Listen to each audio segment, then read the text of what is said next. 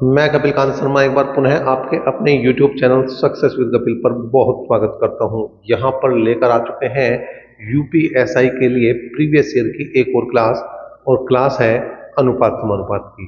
ये दूसरी क्लास है और क्वेश्चन नंबर 12 से शुरुआत है। क्वेश्चन नंबर 12 आज का पहला क्वेश्चन है। एक कॉलेज में पुरुषों और महिलाओं की संख्या के बीच का अनुपात 24:25 है। पुरुषों की संख्या में 30% की वृद्धि और महिलाओं की संख्या में 40% की वृद्धि होती है, तो कॉलेज में पुरुषों और महिलाओं के बीच की संख्या का नया अनुपात क्या है? मेल और फीमेल की यहां पर बात है और 24:25 है। यहां पर क्या है भैया? 30% की वृद्धि मेल में है, मतलब पुरुषों में है, और 40% की वृद्धि फीमेल में है, मतलब महिलाओं में है। 0 से 0 गया, 2 से काट दो 12 बार कटेगा, 2 से काट दो 7 बार कटेगा। अब कुछ कटने वाला है नहीं। 12 की गुणा 13 में करेंगे तो 156 बनेगा, और 25 सत्ते 175 है। कुल मिलाकर उत्तर आपका 156 अनुपात 175 है। क्वेश्चन नंबर 13 की बात करें। एक कॉलेज में पुरुषों और महिलाओं की संख्या के बीच का अनुपात 21:22 है। यदि पुरुषों की संख्या में 20% की वृद्धि और महिलाओं की संख्या में 30% की वृद्धि की जाए, तो कॉलेज में पुरुषों और महिलाओं की संख्या का अनुपात क्या होगा, ये बताना है।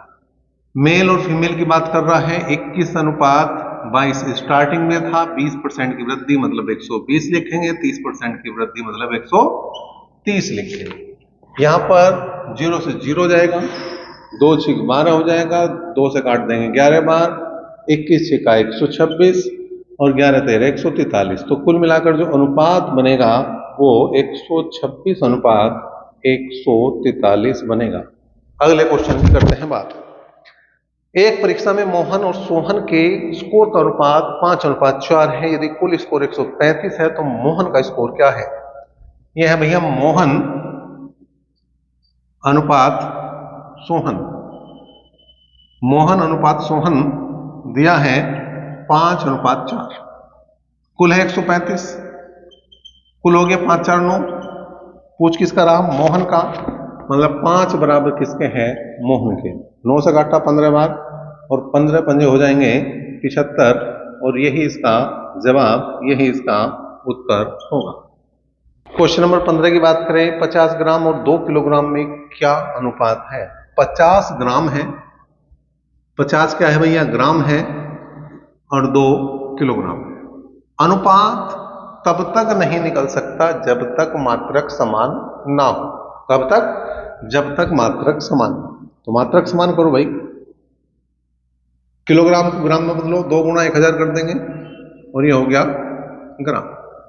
ग्राम से ग्राम गए, 0 से 0 गया, 5 एकम 5, 5 दूनी 10, 1 अनुपात और 20 दूनी 40, और यही जवाब है, यही उत्तर। क्वेश्चन नंबर 16 की बात करते हैं। क्वेश्चन नंबर 16 क्या है? अच्छा देखिए, 15वें क्वेश्चन का यहां कोई भी जवाब सही नहीं है। यहां पर सारे के सारे जवाब गलत हैं, और ये आयोग ने प्रश्न जो निरस्त किया गया था, उत्तर प्रदेश पुलिस कांस्टेबल परीक्षा 2009 का एक क्वेश्चन था, सभी को इसके नंबर दिए गए थे। 16वां क्वेश्चन है। 4:9 के अनुपात में ए और बी के बीच 39 कैंडियां वितरित की जानी है, तो बी को ए से कितनी अधिक कैंडियां मिलती हैं, ये बताना है। ए और बी के बीच का जो अनुपात है वो 4:9 है। टोटल है 39 कैंडी, और टोटल 9 और 4 13 है। कितनी ज्यादा है? 5। तो 5 बराबर वो ही किसके आ जाएगा? अंतर क्या आ जाएगा? अंतर ही निकालना है। 13 या 39, तो जो अंतर बनेगा वो बनेगा 3 पंजे 15 का। तो 15 ज्यादा मिलेंगी कैंडी किसको? बी को। क्वेश्चन नंबर 17 की बात करें। 2x + 3 अनुपात 5x + 4 का 3 गुना अनुपात 3:4 है, तो x का वर्ग हमें बताना है। क्या कहा? 2x + 3 और 5x + 4 बराबर लिखेंगे 3:4 के क्यूब के, 3 गुने के बराबर। मतलब इसे मैं 3:4 की 3 बार गुणा करूंगा तो घन बन जाएगा। कुल मिलाकर 2x + 3 बटे 5x + 4, 3 3 होती है 27, 4 चौक 16 चौका 64। क्रॉस मल्टीप्लाई, 64 दूनी 128, 64 तिया 192, 27 पंजे 135, 27 चौका 108।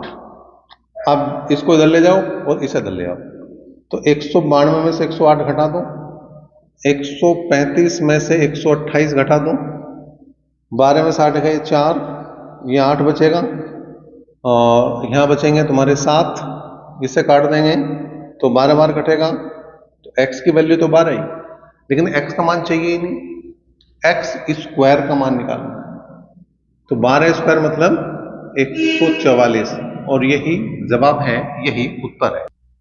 क्वेश्चन नंबर 17 का ही भैया क्वेश्चन नंबर 18 है। यदि 10x + 5 का अनुपात 42x + 8 से 5:8 का 3 गुना मतलब इसकी 3 बार गुना करेंगे तो x³ का मान बताना है। बिल्कुल सेम, 10x + 5 बटे 42x + 8 बराबर 5/8 की घात क्या करेंगे, 3 करेंगे, तो आ गया 10x + 5। अब एक काम कर सकते हैं आप, थोड़ा सा कम करने के लिए कॉमन ले सकते हो, ऊपर से 5 नीचे से 2 कॉमन ले सकते हैं, या फिर डायरेक्ट गुना करके भी हमारा काम बन जाएगा। ये 125 आया, ये 512 आया, क्रॉस मल्टीप्लाई करेंगे, हल करेंगे, हल करके बताना है आपको क्या आ रहा है x का मान। लेकिन यहां पर मैंने समय बचाने के लिए आपके लिए पहले ही हल कर रखा है इसको, और ये आ रहा है 12, और इस बार क्यूब बताना है, तो 12 का क्यूब मतलब 1728, इसका उत्तर बनेगा 1728। लेकिन यहां पर आपको कमेंट बॉक्स में कमेंट करके बताना है कि क्या x की वैल्यू 12 ही आ रही है। अगर 12 आई है तो बिल्कुल आप यस लिख सकते हैं, और 12 के अलावा कोई आ रही है तो वो भी आप कमेंट बॉक्स में कमेंट कर सकते हैं। क्वेश्चन नंबर 19 है, यदि 154 मीटर लंबी रस्सी के 9:5 के अनुपात में विभाजित किया जाए तो छोटे भाग की लंबाई क्या है, ये हमें बताना है। दो भाग है, एक 9:5 के अनुपात में बांटना है, 9 और 5 14, 14 बराबर है 154 के, तो हमें जो बतानी है छोटे भाग की लंबाई, मतलब 5 बराबर छोटे भाग की लंबाई। 14 से काटा हमने, 14 कम 14, एक बचा, 14 कम 14, तो इसका मतलब 11 पंजे 55 जो है वो क्या हो जाएगा भैया, छोटा भाग हो जाएगा। क्वेश्चन नंबर 20 की बात करें, यदि 84 को 5:9 के अनुपात में विभाजित किया जाता है तो दोनों भागों में कौन सा भाग बड़ा है।